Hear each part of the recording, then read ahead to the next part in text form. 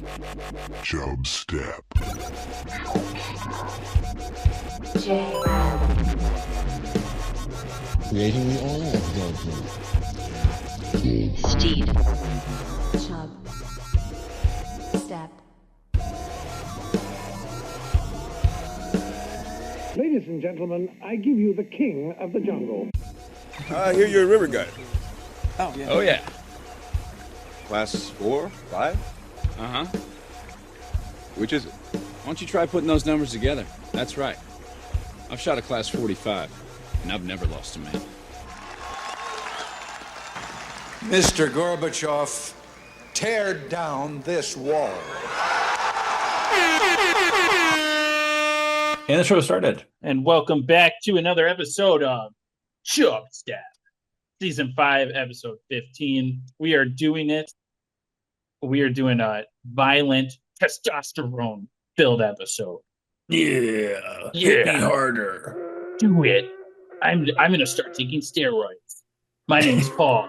If you know anybody that sells them, let me know.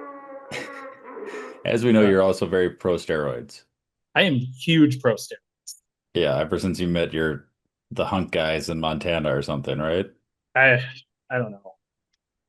You told this story a while back, which looking back on, I feel like had a lot of ulterior meanings, but you basically were in a room with a bunch of guys you found out did steroids and... Oh, that was in Idaho. Idaho, sorry, not Montana. Yeah. I asked them, and they were all super chill about it. Yeah. You just get really yoked. And I'm like, whoa, this is so cool. Yes. So yeah, I'm going to be doing steroids. Okay.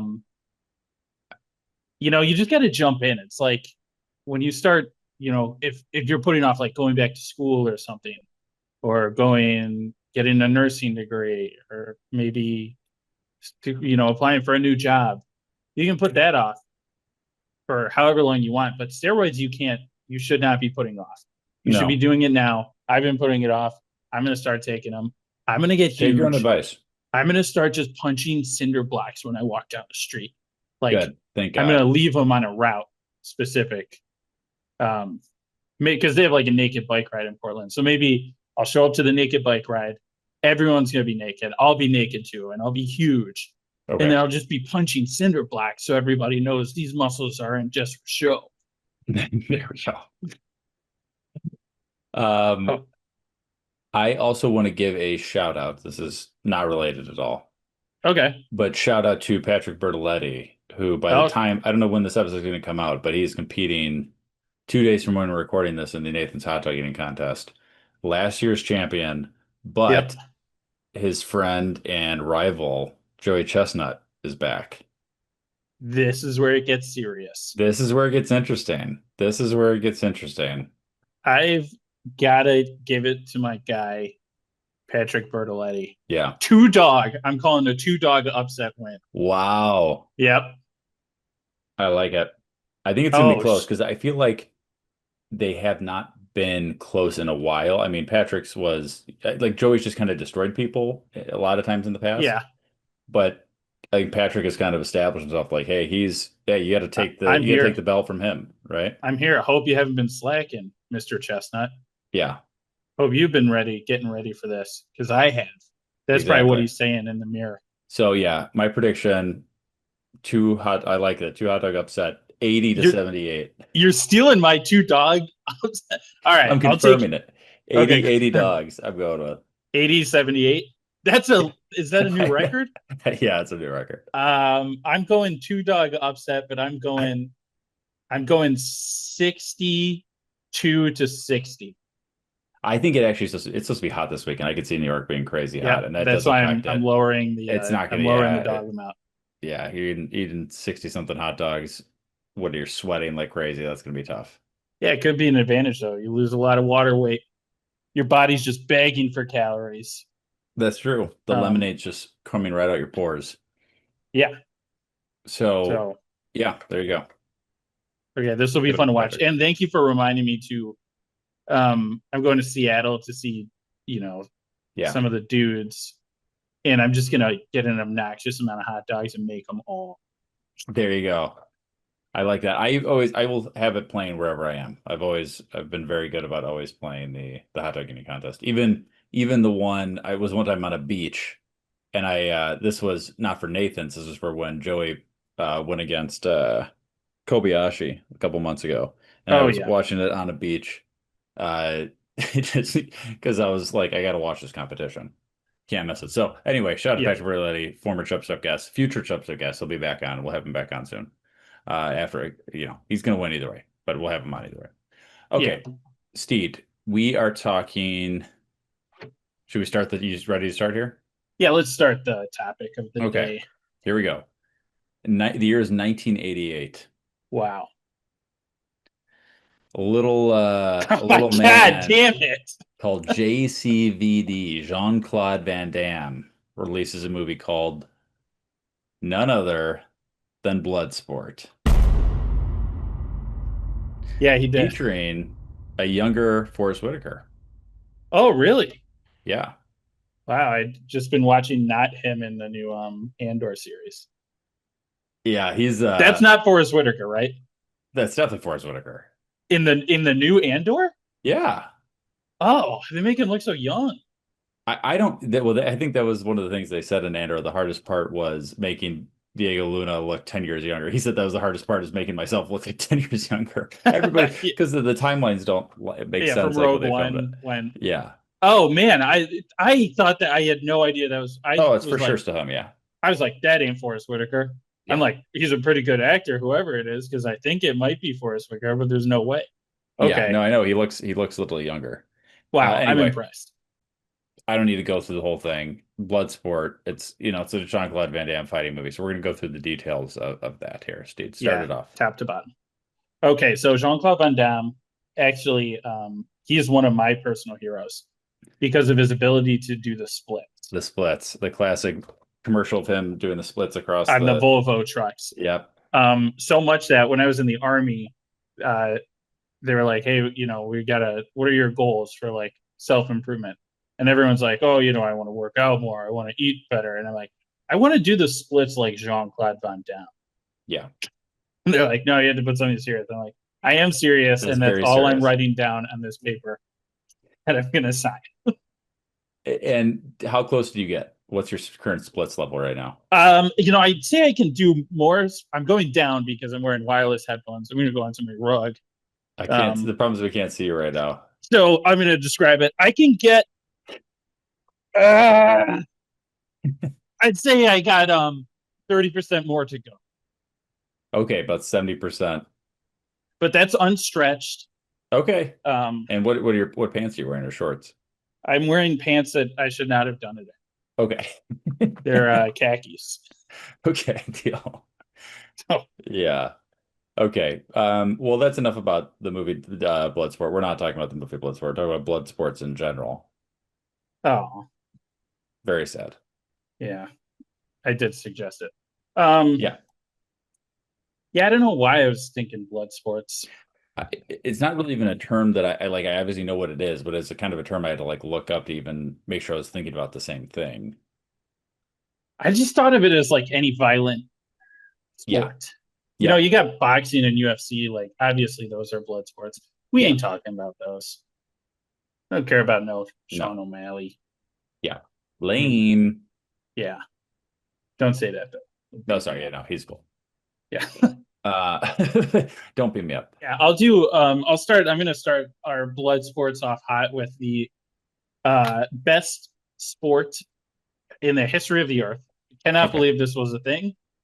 Do not know why England is so fucked up, and like 95% of blood sports came out of England. I also noticed that. Yeah. It's fucking absolutely wild. But this was the favorite one that I found. I'm sure you saw it. A little known blood sport called goose pulling. Yeah, this one is. Let's be honest with you, Steve.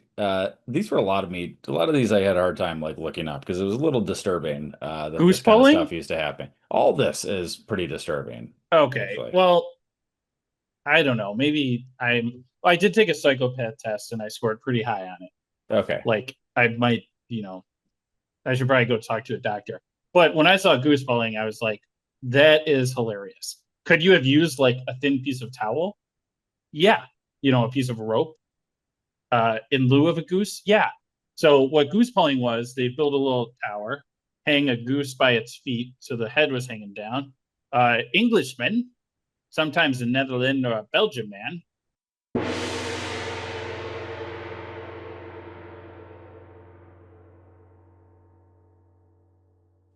It's just crazy that this was just like that was the thing people did. This is got to keep in mind, people, I guess, viewed animals very differently at the time. Like, we're coming to from our perspective. That's, history is always so interesting with, like, you're always so biased because you're looking at it from your perspective. People did not have like a pet, you know, a bunny in their house, right? A guinea pig in Or their they're house. like, animal cruelty. What do you mean animals don't have souls? I read it in the Yeah, Bible. exactly. So we're looking at it and like, this is disturbing because that's how we think about things. But like, for them, that was just like, oh yeah, this is what we gotta do. Yeah, that's why maybe that's why I'm like not outraged by these things. I'm like, they're just doing what they were doing. Yeah, they were also killing, then they were also killing people and, with swords and stuff. Like, Yeah, that would have been there was also cool. just wars all the time. So, this probably didn't seem that crazy. Yeah. So Yeah, goose goose pulling's a goose little crazy. pulling.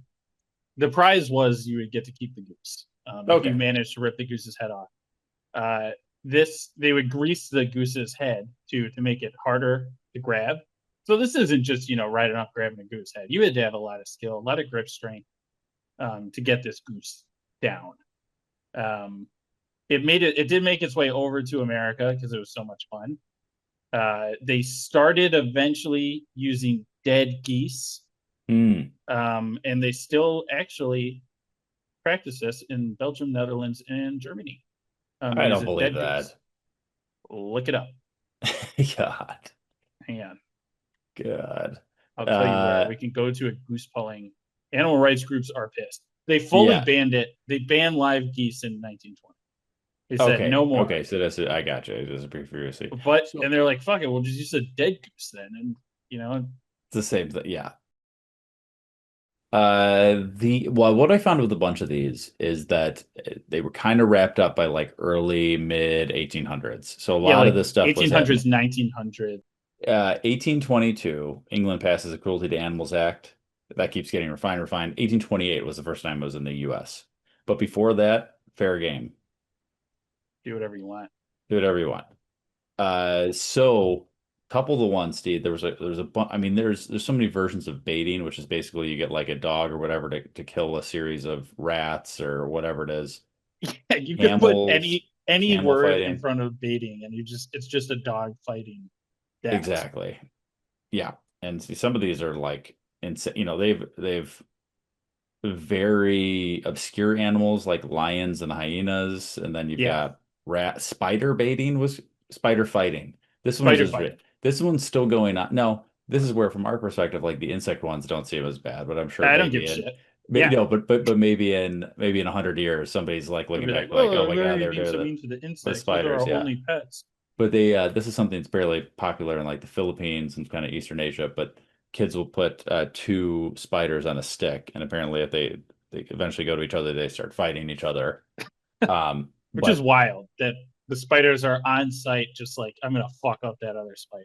Yeah, that's why they're always kind of by themselves. You don't really see spiders hanging out in groups so much. Point. Yeah, they're kind of solo. So, but my favorite ones, dude. Favorite one I found. Your favorite baiting? Favorite fighting in general, cricket fighting. Oh yeah. Did you hear any about this one? There's some good stories behind this one. I didn't look into cricket fighting too much. Okay. Cricket fighting, 1,000 years old. They've got records of it 1,000 years ago. Wow. Here's the problem. A couple issues with this. Okay. It is becoming less popular, mostly because pesticides are killing a lot of the fighters. Oh. Those damn pesticides. That's brutal. It was banned in China. So it's big in China. This is a China thing. 1966 to 1976, 10 years it was banned. Mm-hmm. I mean, I've seen Mulan. I know crickets. They love a cricket. Now, it is not illegal to fight them, but it is illegal to bet on them. Okay, that But seems worse if you're not with betting on it. exactly. Most of these things, the betting is the big part of this. Okay. Now, here's the other thing with, like all these things. The reason that people are doing all these things is they're just doing bets on the side. And me and Steve Yeah. did a whole episode on gambling.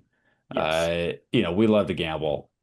This is all these people would care about. They were not actually concerned about, the well-being of anything. They just wanted to win some money on this. Yeah, which is Now, wild that they don't ban the actual fighting, they ban the gambling, because well, if anybody's doing the fighting Yeah.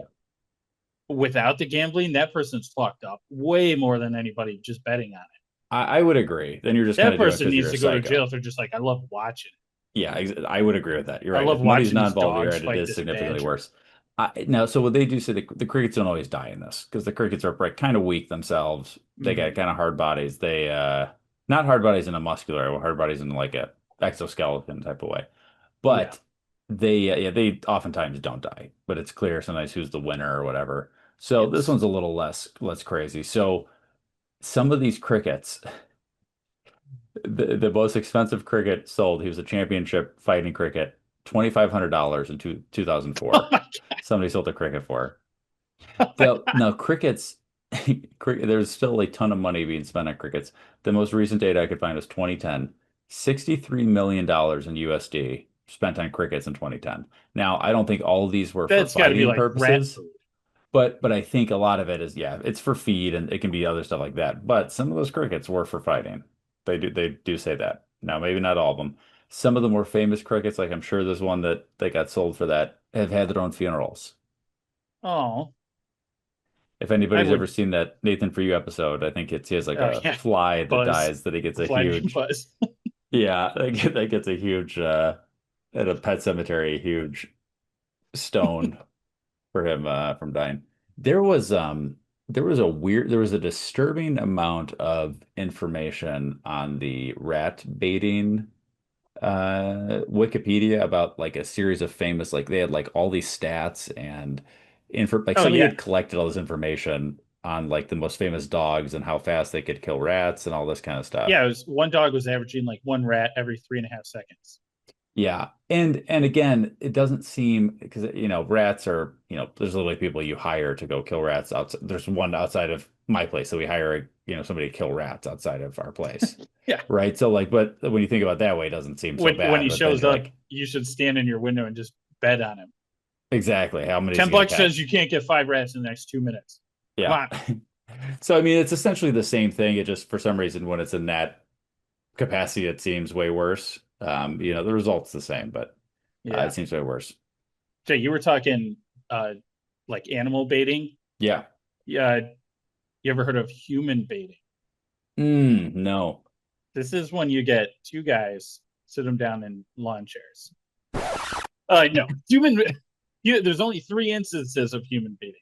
Okay. And similar to like bear baiting and badger baiting and, muskrat baiting, they would have a man fight a dog.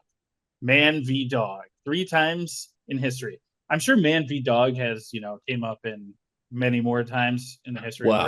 Well, yes, But not in an organized competition. Exactly. Yeah, they're not sanctioned. These are like, there's plenty of times somebody breaks into a house, the person's dog attacks them. Yeah, and then Yeah. it's man v dog, but they don't, Yeah. nobody bet on that. So of course, all 3 instances of human baiting occurred in England. Yeah. Naturally. I know. I think England was just so powerful for so long, they kind of started running out of things to entertain do. them, There- or it's they like, just had enough money to find things to entertain them. Yeah, like Major Payne, there's a quote where he wants to keep, fighting in the war or whatever, and then the guy says, sorry, Payne, you killed them all. There gotta be somebody needs some killing. I'm sorry, Major. There's no one left. You've killed them all. And this kind of seems like what happened with England at a certain point. They're just like, all right, you killed all the humans, now you got to go and figure out something to do with the animals. I'm going to shift Steed from anything involving animals here. Whoa. And I'm going to start about something. Now, this has been going on since the dawn of man. But this first technically recorded, I think it was like 1688 or something like that. I will show you a picture right now. And this is like maybe one of the most famous pictures of just what we're talking about in general. Here is John L. Sullivan, just bare knuckle boxing is what I'm talking about. Oh my God, bare knuckle boxing. I love this guy. I mean, this is a classic. Like, I don't even know what this, like, what is that pose he's doing, but this is the Meh. classic. Everybody's seen this picture before. It's a guy with a mustache, slicked hair. He's got his left arm, it's at a fist pose. It's a punching pose, but it's like his fist is up, like his palm is up, and he's curled, like that. And then his right hand is over his left chest. So it's really that this pose really makes this was never a fighting position pose. I don't know what this is. And then he looks like he's wearing like spandex with It looks like rubber pants with a black sash around instead of a belt. It's a ridiculous looking outfit. John Sullivan, yeah. Anyway, John L. Sullivan. But there was actually one guy that was the most famous, and that was James Figg. James Figg ended up being like 1700s in England. Of course, it's all England.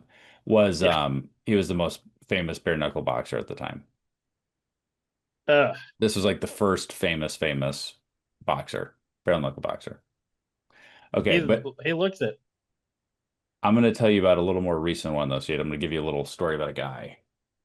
His name is Kevin Ferguson. Kevin Ferguson.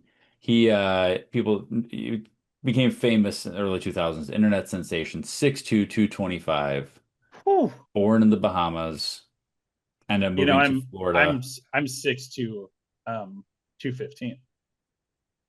Now, when you see this guy, you guys look very different. I think he might be a different 225 than you are 215. I don't think there's a 10-pound difference in this. So, born in the Bahamas, moved to Florida, played football in high school. A hurricane destroys his high school. Oh, some of his college offers that he had to play. How? They're like, you couldn't protect your school? Yeah, you couldn't stop that hurricane? Little pitch boy? His dreams of being a professional football player are down the drain. He becomes a bouncer at a strip club. Okay. So, in the meantime, when he's not there at night, during the day, he is fighting. Is this Kimbo? I'm getting there, Steve. Okay. During the day, he's fighting street fights in Miami's Dade County. He's fighting. These videos become very popular on the internet. Oh, yeah. Backyards, front yards, just people just punching each other nonstop. Now, why am I, as a, 9-year-old, 10-year-old loving these videos? I don't know. Maybe I was like 11 or 12 watching these. Just like, God, this guy's crazy. He's so scary. Bloodsports are fun. Bloodsports are fun. So he eventually gets his way into UFC, Bellator, professional MMA fighter, 2007, won his pro debut, joins the Ultimate Fighter in 2009, won a few more fights, when he gets kicked out of the UFC 2010. He gets a TKO, gets caught up. Anyway, 2016, see, something bad happens. Heart attack. Yeah. It's Kimbo Slice. It was Kimbo Slice. Look at this guy. Kimbo's a beast. He is just, it was all about this look. I mean, I think he ended up having a winning record in the UFC, but I don't think he was ever like that crazy. I don't think he fought any really good guys. Yeah, and I remember watching one fight on like rookie fights. Yeah, and I remember watching one fight where it's just like, God, he was like losing, like, it was just like watching, it was two massive guys that were just like drained, and they're just like slowly punching each other. I'm sure one of those even like drained things would knock me out. But I don't think there's a 10-pound difference between you and Kimbo here, Steve. I'm sorry. Well, I don't know. He's lying about his weight then. He could be lying about his weight. He is like, I'm probably at 205.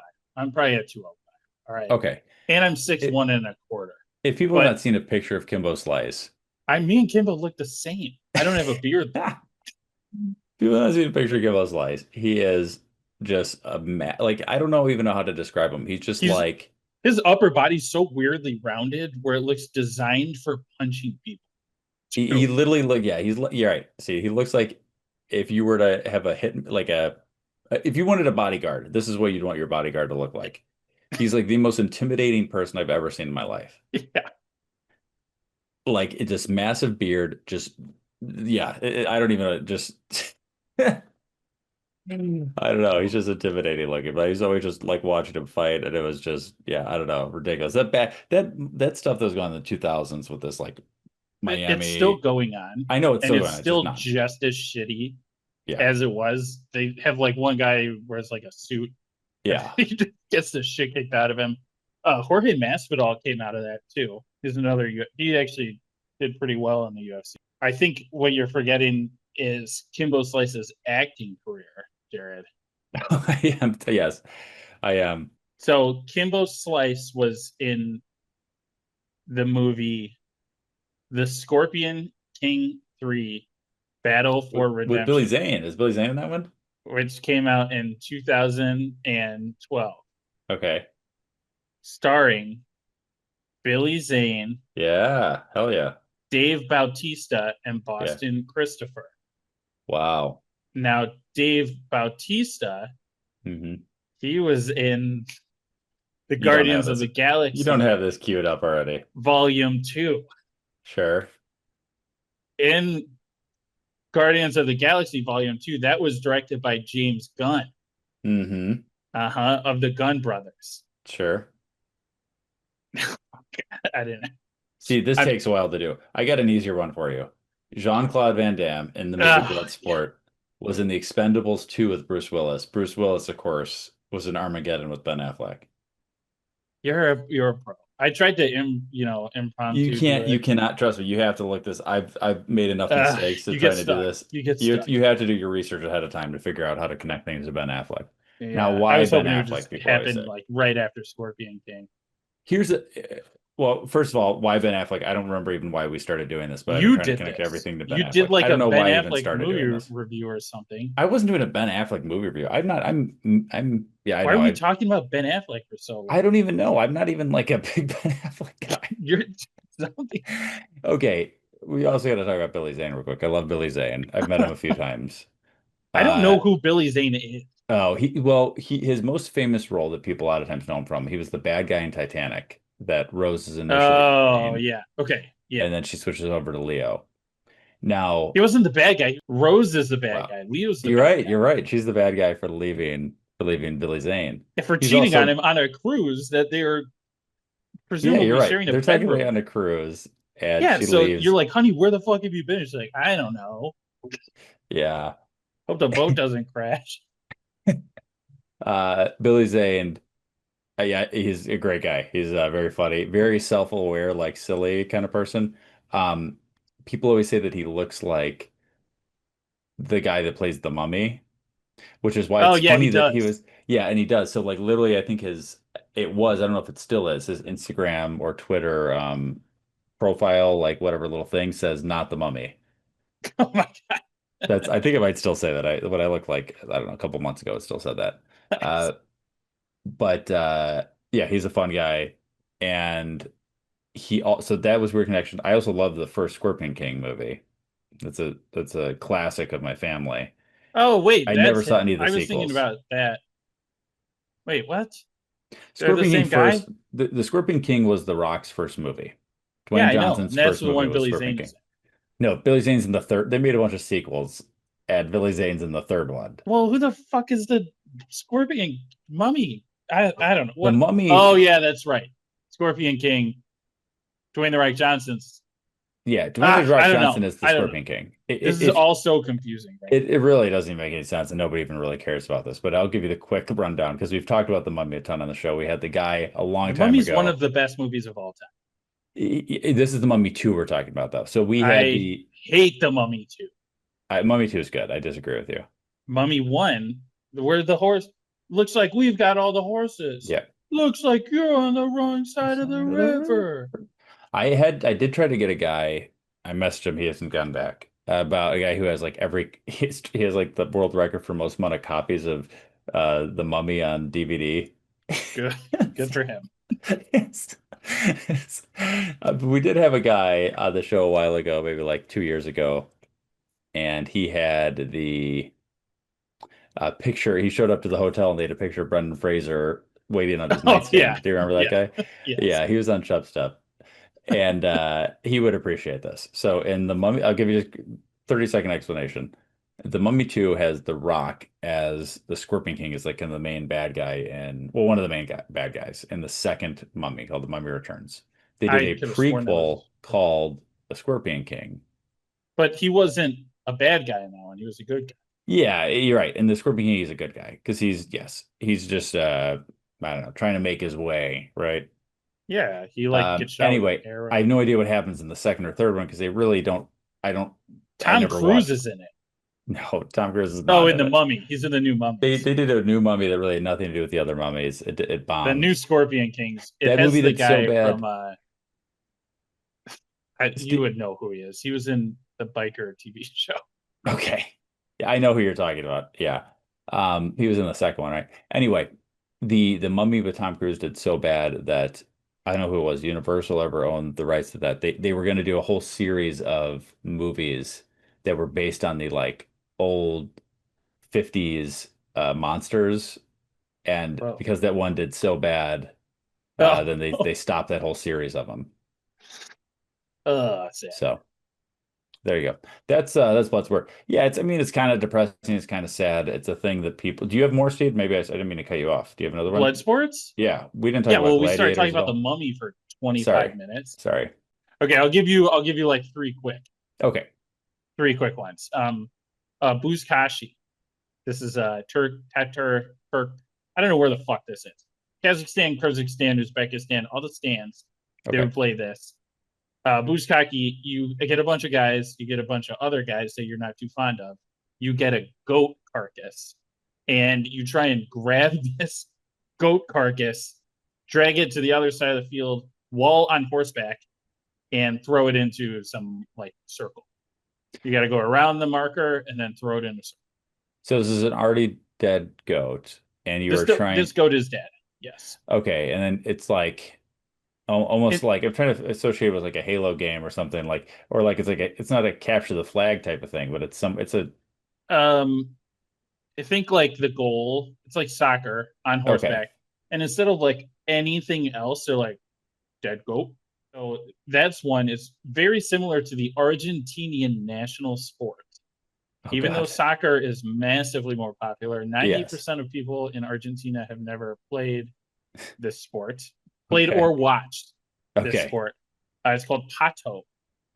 In this one, think Quidditch, but instead of a quaffle, they're using a duck. A duck? A duck. Okay. So they have like a hoop and a net, and they are trying to throw this duck into like this hoop net thing. They're on horseback too. Another so instead of brooms. This is actually probably where Quidditch came from because it is so similar to Quidditch. Okay. Like the hoop net looks just like a Quidditch thing. It's ridiculous. Interesting.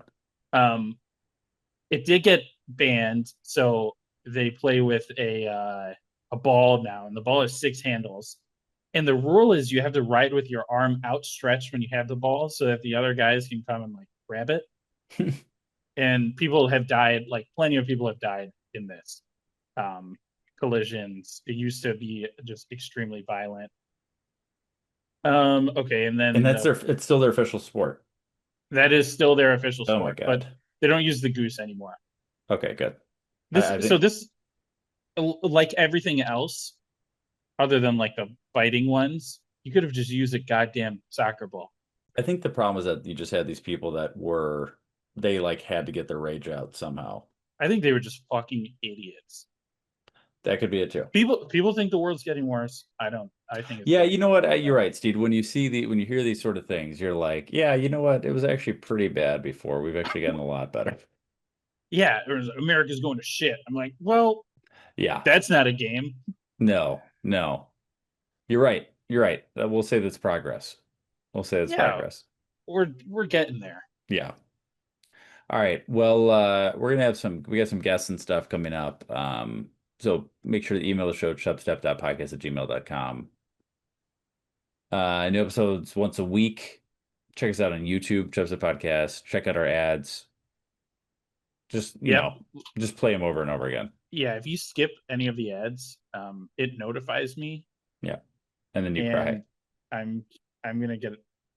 Obama is gonna send some drones to your location. That's right. But they're going to deliver Domino's pizza. Domino's Pizza, 50% off. Use Steed. Chubstep. Just tell them Chubstep. Go to Domino's, tell them Chubstep. See what happens. Yeah, they'll give you at least 20% off if you just scream wildly in their face. It's their company policy. Perfect. All right. The show is ended. Be gone. Now you know you got to go. Peace.